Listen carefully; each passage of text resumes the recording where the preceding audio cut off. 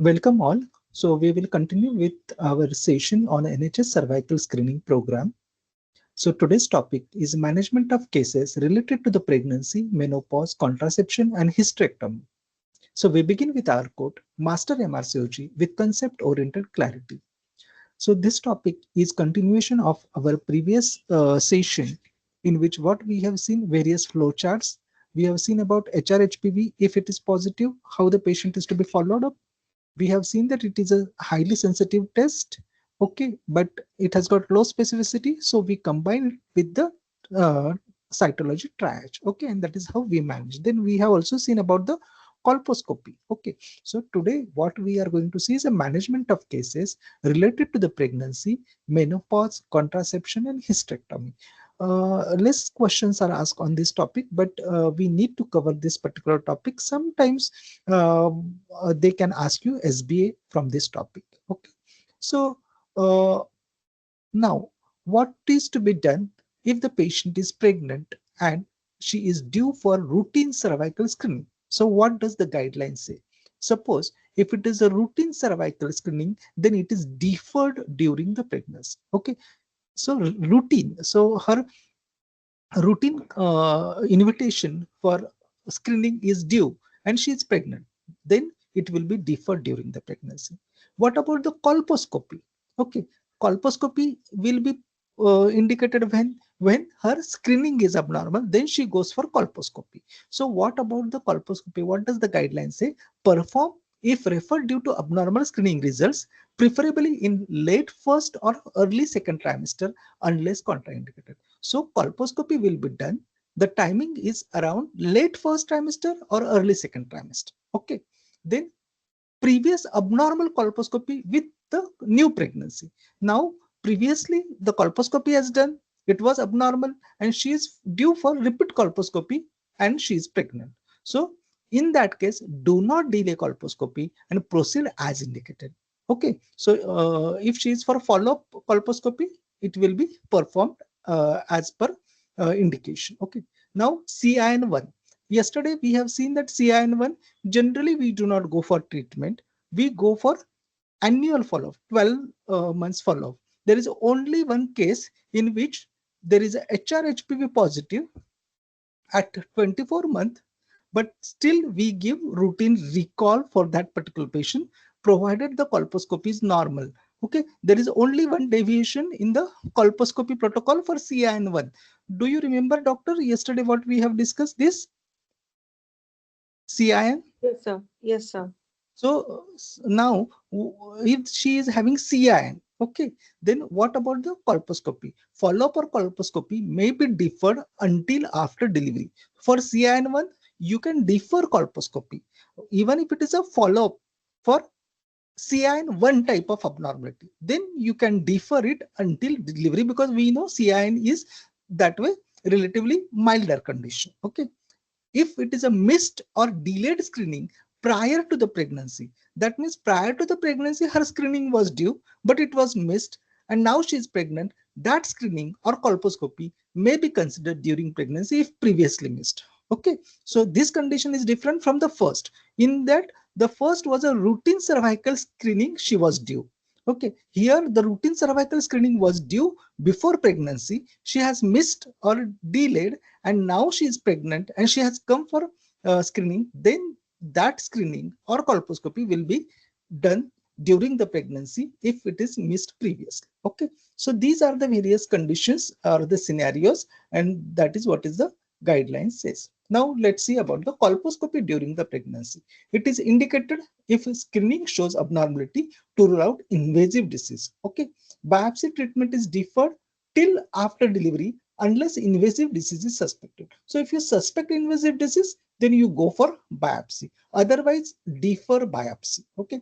And what is the timing for colposcopy? It is late first or early second trimester. Okay. Or if seen early, a repeat colposcopy in late second trimester may be required. So if you have done a colposcopy early in pregnancy, you have to repeat the colposcopy in late second trimester or 3 months after the previous one. Okay, so excision biopsy only if malignancy is suspected. It is safe in the first or second trimester with proper facilities for hemorrhage control.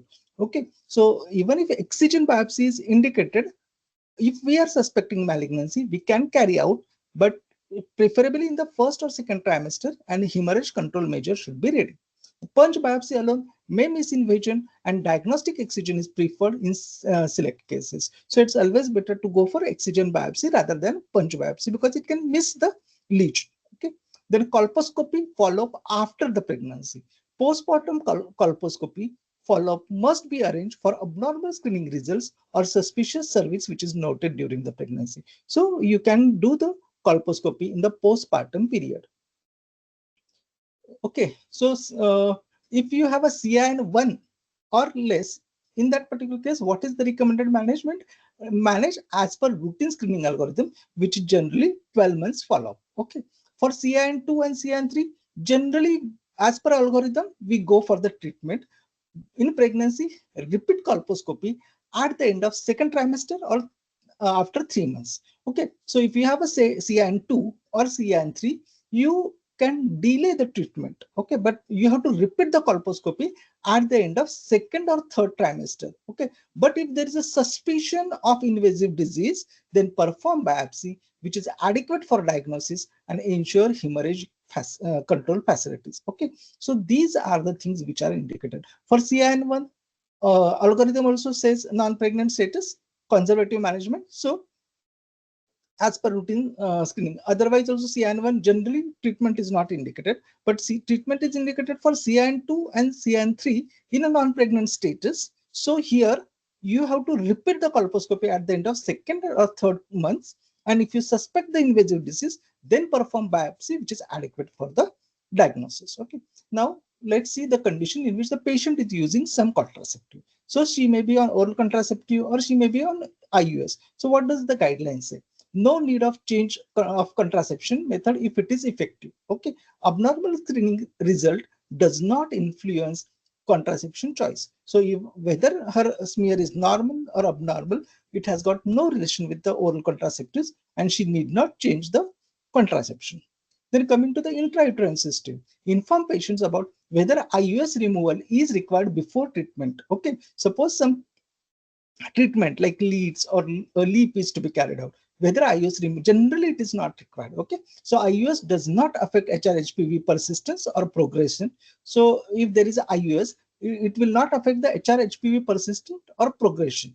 Removal not necessary for local treatment. Okay, if removal is required, advise alternative contraception. Okay, and for condom use, consistent use for more than 3 months may promote the HRHPV clearance and CIN1 regression. Okay, so if there is a consistent use of condom or the barrier contraceptive for more than 3 months, it will promote the HPV clearance or and CIN1 regression. Okay, now coming to the menopause and use of HRT. So what does the guideline say? If she is a postmenopausal lady, there is a generally low incidence of HRHPV and abnormal cytology. Previous results are normal. Yesterday in the introductory slides, we have seen age-related, the oncogenicity itself is less. Okay, so less incidence of HRHPV and abnormal cytology if previous results are normal. Systemic HRT does not increase the cervical. So she can safely take the systemic HRT also. And what is the role of topical HRT? If she's using the topical HRT, it may improve the colposcopic examination adequacy. So you will get a good view during the colposcopy if she is using the topical HRT. So per se, HRT does not have any as such effect on the colposcopy. In fact, topical HRT will improve the colposcopic examination. Okay. Now coming to the post-menopausal bleeding. If a adequately screened woman, if she is an adequately screened lady, then post-menopausal bleeding is not an indication for cervical screening sample. Okay. If her previous reports were normal, then postmenopausal bleeding is unlikely due to the CS cervix. Okay, then it must include direct visual inspection of the cervix. So in postmenopausal bleeding, what is indicated is a direct visual inspection of the cervix. And cervical cytology is not appropriate test for postmenopausal bleeding. If it is an unexplained bleeding, refer to the gynecologist. Okay. Now, about the hysterectomy. If the lady is due for the hysterectomy, what is to be done? Okay, hysterectomy for non-cancer causes. She is undergoing hysterectomy for non-cancer related causes. In that particular case, patients within the screening age should have a negative cervical test within the recall interval. If not, perform a cervical sampling preoperatively. So ensure whether she has done her routine smear, which was due on time, and if it is not done, we will get that cervical screening done before the operation. Okay. Then hysterectomy consideration with abnormal reasons. Suppose she has undergone the screening and the result is abnormal. Okay. Those with abnormal cytology or symptoms should have a colposcopy and biopsy before hysterectomy. Okay. So this patient should have a colposcopy and biopsy before hysterectomy. Now, there is a hysterectomy which is done maybe for CIN purpose or for any other purpose. What does the guidelines say? It is acceptable if CIN is histologically proven and other coexisting uterine conditions warrant hysterectomy. Per se, CIN is not an indication direct for the hysterectomy. There are other conservative options available. However, if there is a coexisting uterine condition along with CIN, hysterectomy can be considered. Okay. Then persistent abnormal endocervical cytology. Endocervical cytology, hysterectomy is acceptable if abnormalities persist after adequate excisional biopsy and invasion is excluded. Okay. So what you need to have excisional biopsy and you have to exclude the invasion and you can go ahead with the hysterectomy. Then mapping of vaginal abnormalities at the surgery, colposcopy and lugal iodine can be used, and you can map any vaginal intraepithelial neoplasia for simultaneous excision also. Okay, and correlation of histology with cytology. Even once you do the hysterectomy, you have to correlate it. Okay, so histopathology of resected uterus should be correlated with the prior cytology for quality assurance. Post hysterectomy follow-up is as per the screening and surveillance protocols. Okay, thank you.